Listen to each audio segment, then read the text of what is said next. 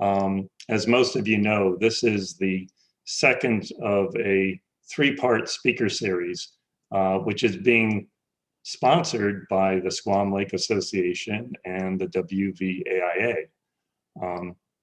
And in addition to today's presentation, we'll also be having a third presentation on March 24th over the mountain and the trails that connect us. And then at that time, we'll have Katri Gurney, who's the SLA Trails and Access Manager, as well as trail expert from WVAIA. I do want to really give a special thanks, to the Squam Lake Association for partnering together with us, and in particular to Leanne Reynolds, their Director of Education, because she is the one who's put all the time into creating the Zoom registrations and a lot of the publicity for this event. So thank you very much. And just a few reminders about Zoom, and you may have already heard this. Please, if you can, keep yourself on mute through the presentation. That will just help tremendously with the presenters. And if you have any comments or questions, feel free to enter those into the chat, because they will be monitored. And if there's time, perhaps there may be some of these questions answered. I think you're also welcome to turn your video on or off as you wish. That's your own prerogative. So I think those are basically the rules. Really aren't many, and I think it's time to relax. And so I'd like to begin by introducing Steve Smith, who is our keynote speaker. He felt a little bit intimidated by that, but he really is. He's the man of the hour. And he'll also be talking and presenting our other speakers tonight. So without taking any more time, Steve, it's all yours.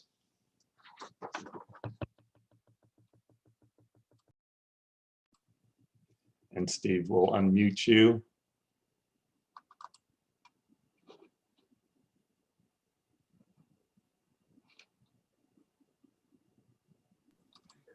There we go. You're on. You hear me? Perfect. All right. Thank you, Warren, and good evening, and thank you all for joining us. I guess we got quite a crowd out there tonight. I'd first like to thank Leanne and the SLA for hosting this program. Tonight, we will give you an inside look at the Waterville Valley Guidebook, all 332 pages of it, which was published last August by the town of Waterville Valley. For me, this was a very exciting project to work on. Waterville Valley is a special place beloved by many. I live in Lincoln, about 20 miles to the north, but I've hiked in Waterville so often, my car could go down there on autopilot. My wife tells me that I'm becoming an adopted Watervillian. That's the phrase we use for people who live in Waterville. The guidebook covers a variety of Waterville subjects, including its unique history, especially in the realm of hiking, its geology, its flora and fauna, its hiking trails, its many interesting features, and a good deal more. I'd like to thank the town for sponsoring the Guidebook project, and also our Guidebook committee of Brooke Wayfield, Warren Wheelock, Dan Newton, and Brenda and Preston Conklin for all their great contributions to the book. You'll be hearing from each of them as we go through the program. We're also grateful to Danielle Sargent and Nora Butler of CG Studios in Plymouth. They designed the book and they did a terrific job. And I'll turn this over to Brooke to tell us a little bit about how the Guidebook project got started. Thank you, Steve, and hello, everyone. I'm really happy to be sharing about the book tonight, and I still really can't believe we pulled it off. It's quite an endeavor, and without Steve and the committee, it just never would have been possible. But I wanted to sort of explain how the idea came about. In the fall of 2018, Marvin Weinberger and Dan Newton came to the WVRA Waterville Valley Resort Association meeting to tell us that we have the first network of trails right in Waterville Valley. And it was very exciting news. Mark Dakota and I, the town manager, thought that was pretty impressive. So Mark had the idea that we should try to rope in Steve to help author a guidebook for the Valley.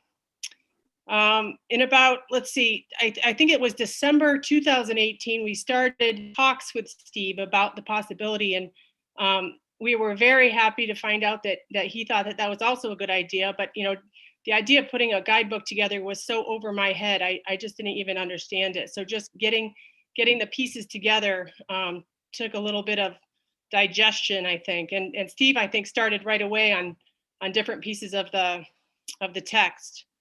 I think it was probably in November or December of 2019 when we formed a committee that we thought would be helpful in the process. And Steve already said who those people were. We were meeting at the town office and had a lot of brainstorming and spitballing, trying to figure out what we wanted it to look like and how big we wanted it to be and all these things. And so that we kept that going. And then when COVID came, it was actually kind of a blessing, if you can imagine, because everyone's work sort of came to a screeching halt. And we learned about Zoom, and we basically were able to dedicate a lot of time together on Zoom calls, learning it, marathon Zoom calls, really, about the guidebook and putting it together. So that was really how it got going. And then from there, honestly, I kind of got to take a back seat and watch Steve and Brenda and Preston and Dan really put the book together. And of course, CG Studios with the design. So that's kind of how the book got going. Did I get it? Did I get it all, Steve? I think you covered it pretty well. Thanks, Brooke. I should mention that the cover photo was taken on the north slide of Mount Troy Pyramid, looking north to Mount Carrigain, there and Mount Washington in the distance. Oops. Okay, this beautiful drone shot was taken by Nelson Brown, and it looks up the Mad River Valley towards Mount Troy Pyramid.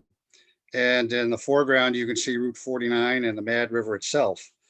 And from this picture, you can get a sense of why Waterville Valley has been called the town at the end of the road. And that was the title of a definitive history of the town written by longtime innkeeper Grace Bean in 1983, which is this book right here. And it's available at the town office. It's an excellent history of the town. This boundary map shows the large mountainous area included within the town limits of Waterville Valley. It's a vast area, 40,810 acres. 92% of that is in the White Mountain National Forest. There are 32 named mountain peaks within the town, going as far east as Mount Passaconaway. Over the years, there's been a bit of confusion between Waterville Valley, the town, and the general term, the Waterville Valley, which refers to the upper watershed of the Mad River. So even though Mount Osceola is not within the town of Waterville Valley, it's actually in Livermore and Lincoln, it is considered an integral part of the Waterville Valley. The guidebook covers both the town and the valley, of course.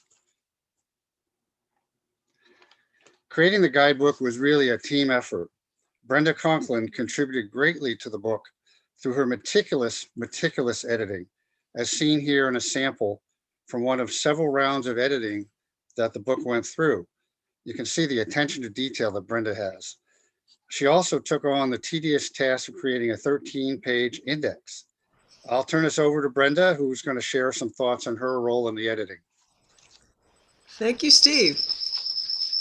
A few years ago, when Steve needed some old Waterville photos for an exhibit at the Museum of the White Mountains in Plymouth, he called Waterville's town hall, and they referred him to us because I had inventoried the history cabinet and Preston had written several history articles for the local newspaper. When the guidebook came along, we were honored that Steve would ask us to take a look at his draft. Being a person who loves detail, I dove into the manuscript hoping that I might be of use to Steve in this proofreading department. The subject matter captivated me, and the more I learned about Waterville, the more I wanted to help make the book as perfect as possible. Many times Steve would say, "I want to get it right." Before going to press, the text existed as a Word document with 268 pages and 97,000 words.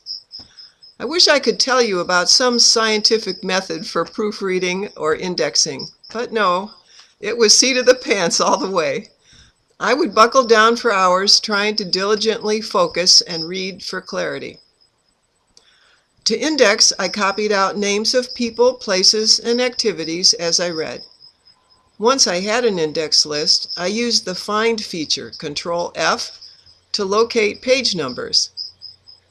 I created the index using Steve's Word document so that when it came time to renumber the pages using the typeset version, I'd know how many reference numbers to expect for each index item. This was laborious. For anyone interested in proofreading or indexing, it comes in handy to have persistence, eagle eyes, and a love for solving puzzles. Preston helped with fact-checking. We still wonder what errors we missed or what index item we forgot. For those of you who have the guidebook, if you spot any errors, please email the Waterville Recreation Department. The email address is in the front of the book on the copyright page, and I've highlighted it here on this slide that Steve did. Thank you.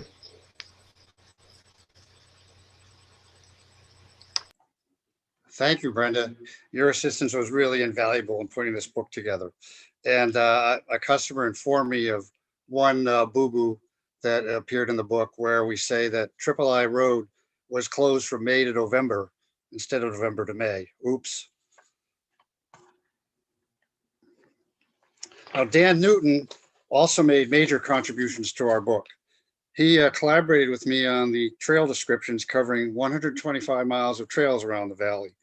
And he applied his English teacher expertise and his extensive knowledge of the Waterville backcountry to the editing process. Dan was another huge contributor to this book. Did you want to say anything about that, Dan?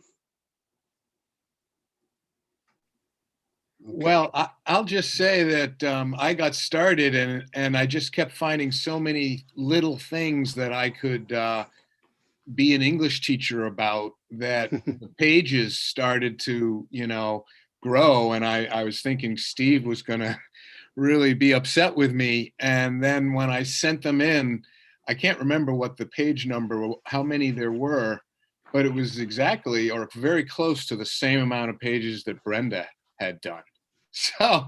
So Steve got a double barrel meticulous reading from two people, and they were both a lot of work, but a lot of fun to do. Oh, and it all made the book much better in the end. Thanks, Dan. Now, the editing process continued through 4 rounds of layout proofs, as shown in this picture here on one of the pages. We can't thank Danielle Sargent and Nora Butler enough for their patience and attention to detail through this long, drawn-out process. I don't know how many months it was. It was a long time. This needlework pattern by Catherine Patton was based on a hand-drawn map made by Mabel Greeley Smith, and it shows the locations of Waterville homesteads, mills, and inns in the 1860s. And now I'm going to turn this over to our resident historian, Preston Conklin, who's going to talk about some of the highlights in the historical section of the guidebook. Preston contributed 2 fascinating history walks to the guidebook, one along the old Waterville Road, which parallels Route 49, and the other in the village center. And they're definitely worth taking, if you have the book. Thanks, Preston. Thank you very much. I would also like to thank the town for undertaking this project on behalf of all of us and the large number of future users of the guidebook. Waterville has attracted hikers for 170 years. This guide will extend that tradition. And the fact that Steve has put his knowledge of this area's trails, mountains, and history into this guidebook makes it a valuable resource for everyone. The first historical picture is from 1916, shows abandoned buildings on the Samuel Dolliff farm with Welsh Mountain in the background. The family lived there for 40 years, beginning in the 1850s. Samuel had 4 sons who fought in the Civil War, and they all returned home. Next is the mill built by the Drake family in 1861. It burned in 1895, was rebuilt, and lasted until at least 1919. It was on the Mad River south of town. Next, we have an image showing the hotel opened in July 1860 by Nathaniel Greeley and his two sons. It accommodated 150 guests and featured a billiard room and a nearby building with two bowling alleys called the Bowling Saloon. This hotel burned the following year, 1861. Next is the earliest fishing photo, 1868, at the Third Cascade. Fishermen were visiting Waterville by the 1830s, and the Cascades have been a popular destination since the very beginning. The next picture shows croquet in 1872. We will be talking about the Goodrich family. The young woman seated at the far left is Mary Batchelor at age 19. 3 years later, when Mary was 22, Arthur Goodrich met her when he came to Waterville as a hiker. They were married 2 years after that, and today some of their great-grandchildren live nearby. Steve knew of this next photo. The Appalachian Mountain Club became involved in Waterville Valley in the late 1870s. They built trails to Mount Tecumseh and Sandwich Mountain, and also through Livermore Pass. Snowshoeing was hugely popular with AMC members, and large groups from the snowshoe section, say that 5 times fast, came to Elliott's Hotel in the valley 3 times in the 1890s. They climbed Mount Osceola, Mount Tecumseh, Mount Tri-Pyramid, and as seen in this picture, Sandwich Mountain. The title of this photo was, quote, "The King of Black Mountain." That was the old name for Sandwich Mountain.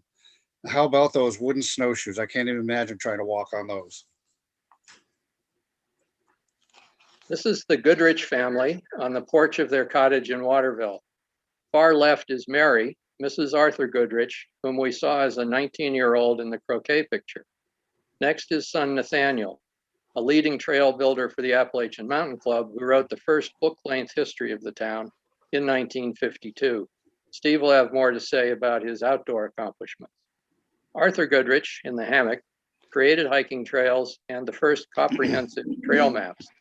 He also wrote the first history and trail guide in 1892.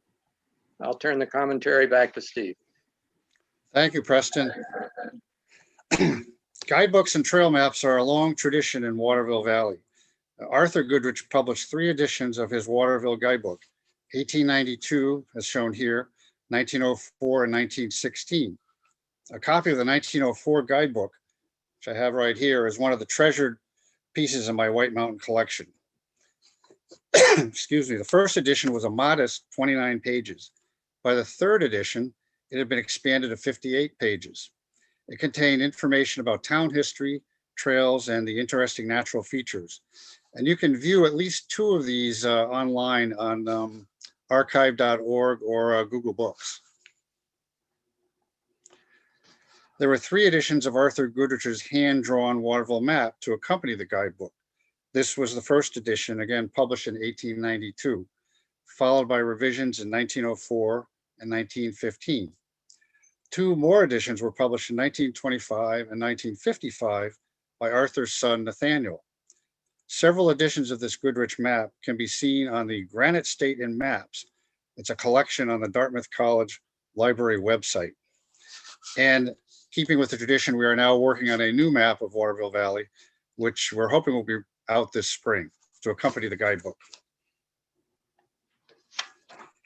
Nathaniel Goodrich, one of Arthur's sons, is seen here at Greeley Ponds in 1903 with his pack basket. He could be considered Waterville Valley's greatest hiker.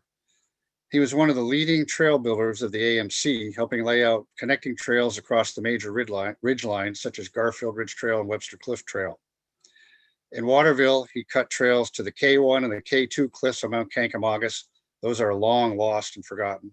From the Scour to the Flume, through Lost Pass, and out to the Big Pines. Over the years, he traversed nearly the entire Waterville skyline, missing only what he called, quote, the ugly mass of Flat Mountain.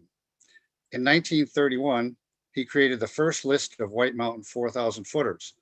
So he could be considered the founder of peak bagging in the White Mountains. He was also an expert amateur botanist and compiled a detailed listing of Waterville's flora. In 1952, he wrote a charming history of the town titled The Waterville Valley, a story of a resort in the New Hampshire mountains. By profession, Nathaniel was the Dartmouth College librarian for many years, and there's an extensive collection of Waterville Valley material in that library today. This neat collection of retired valley trail signs was on the kitchen wall in the Goodrich cottage. Those who did the work of creating and placing the new sign earned the right to keep the sign being replaced.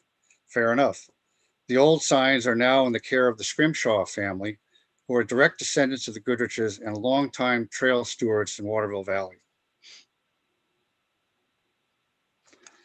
We have a pretty long discussion of the logging era in the history section of the guidebook.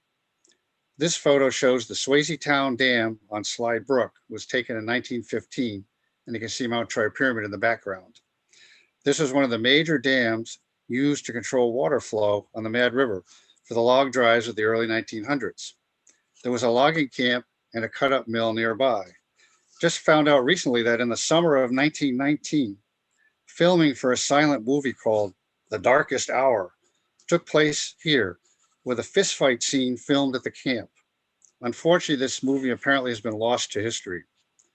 Bed frames and other protected artifacts can be found at the camp location, and timbers from the dam can still be seen in Slide Brook.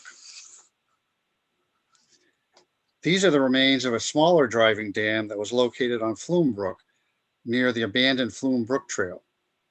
Logging camp number 5 was located downstream where Flume Brook joins the Mad River. This photo shows the clear-cut logging on Noon Peak in 1935, and you can see the Waterville Inn in the foreground. Although most of the land around the valley was sold to the U.S. Forest Service in 1928, the Parker Young Timber Company retained cutting rights into the 1940s. A major railroad logging operation took place in the Beebe River drainage in the early 1920s. This is in the southeastern part of Waterville Valley. The railroad's careless practices led to a massive forest fire in the summer of 1923. It burned more than 3,000 acres and caused the death of one firefighter. Though the ridge of Flat Mountain rose between the town and the fire, the smoke could be seen, as shown in this photo, which was taken from Waterville, and there was a real concern that the blaze might jump over the ridge. It was tamped down by a fortuitous rainstorm. Fire detection in the area was enhanced when a fire tower was built on Mount Osceola in 1910. The tower was replaced in 1923 and 1942. It was staffed through 1955 and was finally removed in 1985. And I can remember seeing that tower the first time I climbed Mount Osceola in 1981. There was a fire warden's cabin a little way down off the summit. This photo was taken in 1961.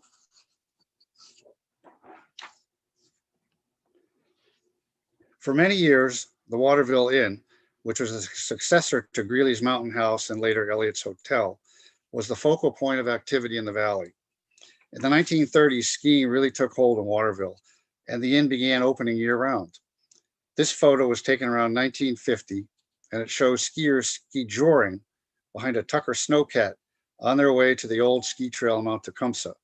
That's actually Mount Osceola in the background, and you can see some of the logging cuts that were taking place in those days. Unfortunately, the inn burned during the winter of 1967, which was a big blow to the valley. The guidebook includes a section on the natural history of the valley. A fine example of the area's bedrock geology is the Dickey Cliff, located along the extremely popular Welch Dickey Loop Trail. The cliff is composed of an igneous rock called Conway granite. In fact, most of the valley's bedrock is igneous in origin, with the exception of Sandwich Mountain and part of Mount Tecumseh, which are composed of metamorphic rock. There are two good resources for area geology, although they're long out of print. There are old booklets published by the state of New Hampshire. One is the geology of the Mount Tricuro Quadrangle, and the other is the geology of the Plymouth Quadrangle. One of the geologic features mentioned in the guidebook is this hidden flume in the col or saddle between Sandwich Mountain and the northern of the two flat mountains. In 1899, Nathaniel Goodrich and two college friends stumbled upon this spot while wandering around searching for a route to Flat Mountain Pond. One of the major glacial features of the Waterville area is Mad River Notch, the broad gap scooped out by continental glaciers between East Osceola and Mount Kankomagus. The Greeley Ponds seen here rest on the floor of the notch, and Mount Tri-Pyramid rises in the distance. You can see the North Slide highlighted by the snow. And this picture is actually taken off trail from a ledge on a spur of East Osceola. The Davis boulders are a collection of large glacial erratics on the lower slope of East Osceola. This Titanic-like rock has been named the old wooden ship by area bouldering enthusiasts.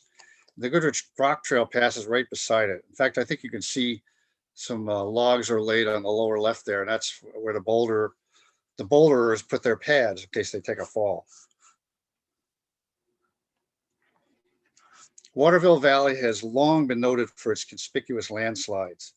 Most prominent is the North Slide of Mount Tri-Pyramid, which fell during an intense rainstorm in August 1885. This photo was taken 25 years later by Edward Lorenz, and it shows the extent of the North Slide even then. Several more slides are seen to the left in what became known as the Ravine of Avalanches. Today, the remaining open part of the North Slide is certainly the most challenging hiking route in the valley, to be avoided when wet or icy, for sure. This enormous slide fell on the southwest side of Mount Osceola during Hurricane Carol in 1954. It's still a prominent landmark for many points on the Florida Valley. The storm also caused two slides in the neighboring Osceola Brook Ravine. After this storm, groups of guests went all the way out there to survey the astounding scene of destruction. And very little revegetation has occurred in this one in all those years since. The book includes also a section on the forests of the valley. As throughout the White Mountains, the lower elevations are dominated by the northern hardwood forest. This stand of gnarled old yellow birches overlooks the Mount Tri-Pyramid Trail as it enters Avalanche Ravine. Nearly all the forest in Waterville was logged from the 1890s through the 1940s. Back in those days, the lumber companies were mainly interested in the virgin red spruce. The interest in the hardwoods came later. The only large old growth stand remaining is the hardwood forest in the Bowl, which is a glacial cirque between Mount Whiteface and Mount Passaconaway, and it's actually within the limits of Waterville Valley. And that was saved from lumbering in 1915 by activists from the Wonalancet Outdoor Club. Everyone loves the big pines down on the bank of the Mad River. It's a short, easy trail off the Livermore Trail. And Nathaniel Goodrich was the one who opened the path here back in 1949. One of the unique natural features of the valley is the stand of jack pine on Welch Mountain. This is a northern fire-dependent tree that's very rare in New Hampshire, and this is one of the most extensive stands in the state. Above 3,500 feet, the forest is dominated by balsam fir. This fern-filled balsam stand is located on the summit ridge of Mount Tri-Pyramid, and this is a typical scene along any hiking trail on the high ridges around the valley.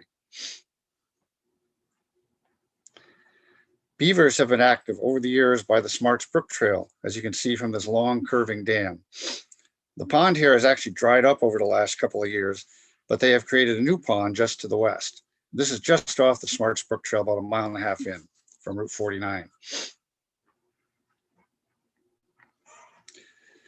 Bear sign is abundant in the valley forest at lower and middle elevations. This bear-clawed beech tree was well used. It's near the Goodrich Rock Trail. Beech nuts are a favorite treat for Bruins. Another common sign of bear activity is what's called a, quote, bear nest, where a feeding bear gathers branches together in a dense cluster high in a beech tree. They're very expert tree climbers. Dan Newton found this moose antler on the Algonquin Trail on Sandwich Mountain. A moose sign can be seen at any elevation of the valley, even on the highest ridges. Dan, do you have a story about that? Well, yes, I actually shouldn't take full credit. You're going to meet my dog Friday in a few slides. He's the one who actually found it. I walked right by the thing. It was on the trail, leaning against a tree. And you can see from my pack, I've got an axe and a saw. So I was doing trail work as, well, I was at the time the president of the WVAIA, but I was also working for the SLA as the caretaker of the Meade base that they were then working with or that they owned. And so I thought it was kind of interesting that this is really, I was working as an SLA person when I found this. And I used to commute over the Sandwich Notch Road. I would live at Meade Base and I would drive to work in Waterville every day and then drive home every day. So twice a day, for 2 summers, I was driving on the Sandwich Notch Road. That's a rough trip. Yeah, I got used to it. Do you remember how much that antler weighed? I don't. Looks heavy. It was heavy. I had great appreciation for their strength in their necks. Yeah. As I needed all of that pack to bring it down. Yeah. Oh, very, very good find. All right. Well, as a longtime birder, I especially enjoyed creating a section of birding in Waterville Valley. Over 130 species are known to nest in the White Mountains, and a few dozen more are seen during migration and in the winter. Apparently, this is becoming a good winter for winter finches coming down from the north. And what I think is the best resource for birding in the mountains is actually a book that was published by SLA back in the 1980s by Bev Ridgely. It's called Birds of the Squam Lakes region. And it's packed with information on birding, tells you what elevations the birds are found at, what months of the year, and so forth. And I found one on Amazon, so they are available out there. This white-throated sparrow was seen foraging on the summit of Mount Osceola last summer. It's one of the most common summer residents in the mountains, known for its sad, sweet whistling song. It says, "Oh Canada, oh Canada, oh Canada," or something like that. The boreal chickadee is a northern bird that inhabits coniferous forest at the higher elevations around the valley. This inquisitive boreal was seen on Black Mountain near the Algonquin Trail. And just last week, I exchanged greetings with another friendly boreal chickadee on the summit of Mount Tecumseh. The book has a section also on snowshoeing with a list of recommended snowshoe hikes. This is the Drake's Brook Trail on Sandwich Mountain. It's one of the nicer routes for snowshoeing with easy to moderate grades and beautiful forests. Unfortunately, the parking area sometimes is not plowed, so you have to kind of buck your way in and hope you don't get stuck. A major portion of our book is devoted to detailed descriptions of all 125 miles of trails that are on what's called the Waterville Valley redlining list. If you hike them all, you can get a nifty patch from Brooke at the rec department. Included on this list are 2 SLA trails on Sandwich Mountain, the Algonquin Trail and the Black Mountain Pond Trail. I think those are 2 of the most spectacular trails in the White Mountains. And Dan and I collaborated on all these trail descriptions. There's about 100 pages of them in the book. Irene's Path is the newest trail in Waterville Valley. It was opened in 2014 to replace the old Flume Brook Trail, which is severely washed out by Tropical Storm Irene. Irene's Path, one of its claims to fame, is this unique view towards Mount Osceola and East Osceola on the left, and Mad River Notch in the center of the photo, and part of Mount Kankomagas on the right. Beautiful trail. Hike it if you get a chance. This impressive rock staircase was built on Irene's Path by the professional crew from OBP Trailworks. And Dan, you wanted to say something about that? Well, yes, I worked on that crew. I was fortunate enough not to have to work on those stairs. Once we were on the ridge, the work was a lot easier. But this is just an incredible set of stairs. When you build stairs like that, the rocks along the side that pin the steps are supposed to be high on the corners, and you can see that they are the whole way up. And so that is just not going to move in 1,000 years. And it's protecting that whole hillside. It's quite steep from erosion. So Jed Talbot and Off the Beaten Path should really be commended for that.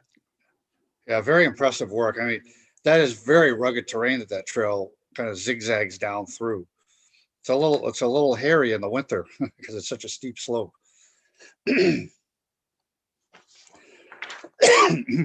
Okay, one of the unique features of our guidebook is a detailed view description for every notable viewpoint along the trails. Mount Osceola might be considered the best viewpoint in Waterville Valley, and it earned a 2-page view description. From this photo, you can see why. If you poke around the summit, you can see, if I remember right, 41 different 4,000-foot summits from up there. The original trail up Mount Osceola was built in the 1850s by innkeeper Nathaniel Greeley. He also built trails up Sandwich Mountain, Mount Tecumseh, and Welch Mountain, and also a trail joining those two mountains along the ridge. And he built trails out to the Flume, the Waterville Cascades, the Greeley Ponds, and Flat Mountain Pond. Historians credit Greeley with creating the first trail network in the United States. There are older individual trails, such as the Crawford Path and the Presidential Range, but this was the first unified trail system, as described in Forest and Crag, The History of Hiking in the Northeast by Laura and Guy Waterman. In later years, this concept was adapted by innkeepers in other resort areas, such as Wonalancet, North Woodstock, the Albany Intervale, Randolph, Jackson, and Shelburne. There was a real pattern where innkeepers built trails radiating out from their hostelries. Dan took this photo of this inviting pool at Norway Rapids on Slide Brook. It's a longtime favorite swimming hole for Watervillians. You wanted to say something about that, huh, Dan? Well, yeah, I remember when I was working that trail early, the trail doesn't seem to have a whole lot to offer. And yet I had known from reading about the history of Waterville how this was a really popular spot, and I would cross over and see the water, but the trail sort of crosses above the whitewater there, and I hadn't really explored just downstream from the crossing, and it's remarkably probably the best trough, the best pool, certainly in Slide Brook that exists. You can dive into that. It's quite deep. And so now I know why it was so popular back then. And it's a real secret now because you have to hike quite a ways to it. And people don't tend to do that as much anymore. So if you want a really nice place to swim with no competition, Norway Rapids is the place. Must be ice cold, isn't it? I was about to say, if you don't mind really cold water, right? Very cold. And this trail, the Norway Rapids Trail, was opened sometime during the late 1800s. And one of the other features of our book is in all the trail descriptions, we include the history of the trail, like when it was built and who built it, if it was known. And we had several major sources for this trail history. Various older editions of the AMC White Mountain Guide going back to 1916, when the Waterville area was first described in that book. The old A.L. Goodrich Waterville Valley guidebooks. We used Nathaniel Goodrich's Waterville Valley History, which has a whole chapter on trails in their history. And then also old guidebooks of the Wonalancet Outdoor Club and an old one from the SLA from the 50s. And then the last source was minutes from WVAIA meetings going all the way back to 1888. Now, interesting, trout fishing was the first attraction that drew visitors to Waterville Valley. And Dan took this photo out at Flat Mountain Pond, which is within the town limits. And I'm going to read you a quote from our guidebook. In his early Waterville guidebook, Arthur L. Goodrich wrote, quote, "One of the earliest traditions of Waterville involves a certain Elisha Horton of Canton, Massachusetts. He always wandered away alone and brought back trout of the largest size, but would never reveal to others the whereabouts of his fishing grounds," unquote, typical fisherman. On an exploration with college friends in 1899 to find the then largely forgotten Flat Mountain Pond, Nathaniel Goodrich found a sign that read Pond Road, and it had E. Horton lettered on the bottom. This suggested that Flat Mountain Pond was indeed his secret fishing spot. And Dan, you had something on that? It's a tremendous place to fish. I took a group when I was running the Curious George Cottage before it became part of the race, or before it became the race center. And it's a spring-fed pond that has the best fish around. And we did an overnight trip there, and were able to bring these float tubes to get at the spot where the fish are. And it was really quite a trip. So I highly recommend that to anybody that likes to fish. The thing is, you've got to hike quite a distance to get in there. And the shoreline, if you're a fly fisherman, it's hard to cast. So you got to bring a float tube or carry a boat a long way. Yeah, it's over 4 miles no matter which approach you take to get there. Yeah, in the old days, people used to stash canoes, along the shoreline, but that's long since been prohibited. And so I think that's one of the reasons it stays pristine, and the fish, stay there. They don't get fished out because it's not that easy to fish. I heard a story that Fish and Game built the little wooden dam at the outlet back in the 50s because the governor wanted to go fishing there. I don't know if that's true or not. I don't know that, but that dam is key. Yeah. Without the dam, the old topo map shows it as 2 ponds connected by a channel. And now it's one long pond. And when we were up there, which was quite a while ago, they were talking about, the dam needs to be repaired, and there was a discussion about whether it should be taken out. And yeah, the dam's in pretty rough shape. Yeah, I don't know. I don't think it's going to last much longer. Oh, thanks, Dan. Okay, this beaver meadow is in the heart of a mysterious place known as Lost Pass. This is a mile north of Flat Mountain Pond. It's a remote gap between the northern Flat Mountain, Snows Mountain, and the Sleeper Ridge. And in this picture, you can see South Tri-Pyramid and the very top of the South Slide in the background. Trails were opened through this pass twice. The first time in 1860 by Nathaniel Greeley, and again in 1905 and 1906 by Waterville people. Each trail was in turn lost, leading to the name Lost Pass. It's one of those hard places to get to. Best visit in the winter because the terrain is very wet. Any book about the trails of Waterville Valley must pay tribute to the volunteers of the Waterville Valley Athletic and Improvement Association, which was founded in 1888. They've been devoted to maintaining our trails for more than 130 years. This new sign at the Scour was hand lettered and placed last summer by Dan, our club president. And it uses the traditional WVAIA color pattern of black lettering on yellow background. You don't see many colorful signs like this anymore. Most of the signs are kind of a homogeneous brown. Now here's Dan and his invaluable assistant Friday taking a break on Middle Tri-Pyramid while doing annual maintenance work on the Mount Tri-Pyramid Trail. You have a story about that, Dan? Yeah, well, this is actually a key moment in the in my mind in thinking about the guidebook, and the heart of the guidebook being the trail descriptions. I had written the trail descriptions for the other WVAIA map, and they're on the back side of the map, and due to the size of the map, there's a limited amount of space for the trail descriptions, and what I wrote was far too long. So, because I had thought to add some of the things that Steve has already mentioned, some of the history, the origins of the names, the access, how to get there, and things like that. And it was on this trip when this is Middle Tri-Pyramid, and I was doing trail work, and I ran into Steve, who took this photo. And so we walked out to the viewpoint there, where I know that there's 5 or 6 peaks that you can see right there, and I know what those peaks are. And Steve was like, once he got through those 5 or 6, he just kept going, and he started naming. He must have named like 15 peaks all the way to Vermont from Middle Tri-Pyramid. And I'm like, we got to have a view section in this book, and use Steve's expertise to to really enhance these descriptions. And so I really recommend that if you're hiking and you don't want to carry the whole book, or if you do, that's fine. But if you don't,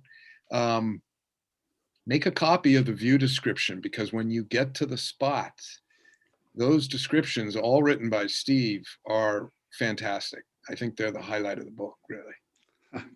Oh, thank you, Dan. As I recall, the black flies were horrible that day, weren't they? They were. I don't know why I'm smiling, because they were brutal. I remember. I was foolishly wearing shorts. Yeah, you were.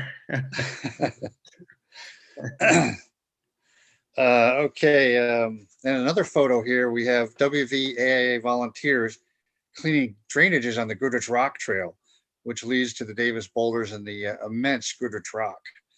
And cleaning drainages, of course, is one of the most important tasks of trail maintenance, to make sure that flowing water is diverted off the trail to prevent erosion. And is this a group of volunteers, Dan, from It the club? is. Yeah, I'm not sure who the guy in the blue is there. I'm just not sure who that is. But the guy above him is one of the board members of the AIA, John Racine. Oh, okay, I great. don't know if he's in this here tonight, but. And I think we have to give 3 cheers to the volunteers of the WVIAA, because you are carrying on the Waterville Valley hiking tradition in the 21st century. Looks like a happy crew there. Yeah, and I think what's important about this is that we're in a time now where we hire professional organizations like Off the Beaten Path to build stone stairs, and but the heart of the AIA, and I think the SLA, in terms of trail work, has always been volunteerism. And it's really nice. You can see these are happy people. Yes. Great way to spend an afternoon out in the woods. And we did quite a lot of that leading up to last year. We weren't able to get out there, of course, with COVID, but we plan on returning as soon as we can. And I think it's great that you put the sign up there so the people that come by, know who you are and what you're doing. Yeah.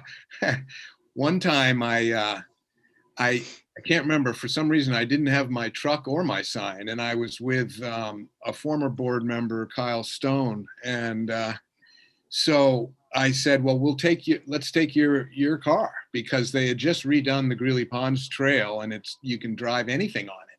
So we drove his BMW right up Greeley Ponds Trail to Goodrich Rock, and then we worked the trail. And on the way out there were a couple of blowdowns that we had to move out of the way for the car. And so there was no sign saying that this BMW was doing trail work or anything. And when we came back down, hikers had replaced all the blowdowns that we'd moved. They replaced them in our way, so we had to move them again to drive back out of there. They didn't appreciate. They didn't know what we were doing, so it's very important to identify yourself. Yes, indeed. And that's Brenda in the back there, right? That is Brenda in Yes. far back on the right. Yes, thank you for your work, Brenda. Yes. My pleasure. Okay, well, we'll close out the slideshow with a hiker enjoying the vista over Waterville Valley from the Scour, which is a rocky little nubble that's been providing views to Waterville hikers since the 1890s. It's one of our favorite short hikes, a 4-mile round trip hike with about 650 feet of elevation. It has a fantastic view. In the distance there, you can see Sandwich Mountain and Jennings Peak. So I guess that concludes the formal presentation. Thank you very much, and get out there and enjoy the valley. Okay. Thank you so much, Steve and Dan and Preston and Brenda and Brooke, for sharing all of the behind the scenes for the guidebook. If folks have questions, you can go ahead. It looks like folks are starting. They're saying thank you, but if anyone has any questions, feel free to type that into the chat. We can hang out for 10 more minutes and answer some questions. If folks have anything they would like to ask any of the presenters tonight. I also put some links into the chat for future presentations. Here's one question. Steve, what is your favorite slide in the valley? Favorite slide? It's a tough one. Well, I think I enjoyed the southwest slide of Mount Osceola the most. Dan and another friend, Ray, and Friday and I climbed that last summer, and it was just very, very impressive. But it takes some doing to get to, right, Dan? It does. One thing that was really impressive on that slide is it was loaded with big bushes of wild rhodoras, All which right. is one of the showiest wildflowers we have. And I didn't know that they grew. You know, they're known to be growing in swampy areas, but I didn't know that they had a predilection for slide. And you found a little colony of sundews up there also, right? Yes. Yeah. Yeah. There's a lot of sun up there, so it was Yes. quite interesting botanically there. We have another question from Ed. He's asking, is the mysterious circle on Dickey natural or man-made? That's a very good question. I mean, I've seen it many times, and I really don't know whether somebody carved that or if it was just by natural water erosion. What do you think, Dan? Oh, I think somebody carved it You because think so? Yeah. the way it's turning, the water wouldn't flow like that. Yeah, it wouldn't Where the be rock is. circular. And I didn't But- know, Matt Scrimshaw used to talk about the rock right above, you know, a few steps above where that circle is. There's a rock that's propped up by another smaller one that was supposedly some kind of a solstice stone. Huh. And yeah, I don't know. But I like to think that someone did that. It's almost too perfect of a circle to be natural, isn't it? Yeah, that's my thought. There's another question about where, besides online, is the book available for sale if folks want to purchase it in person somewhere? Well, I can answer that. We sell it at the rec department and also Waterville Valley Town Office. You can also go up to Lincoln to Steve's store, the Mountain Wanderer, which is on the main drag up there in Lincoln, and he has the book there. And there's also several stores right in the town square of Waterville Valley that have it. Jugtown, Bookmonger, and a few lodges. So if you reach out to us at the rec department, we can tell you the closest spot for you to pick up the book. And the Mad River Coffee House has it. Yep, the coffee house as well. Library has a copy. The Waterville Valley Library has a copy as well, it sounds like.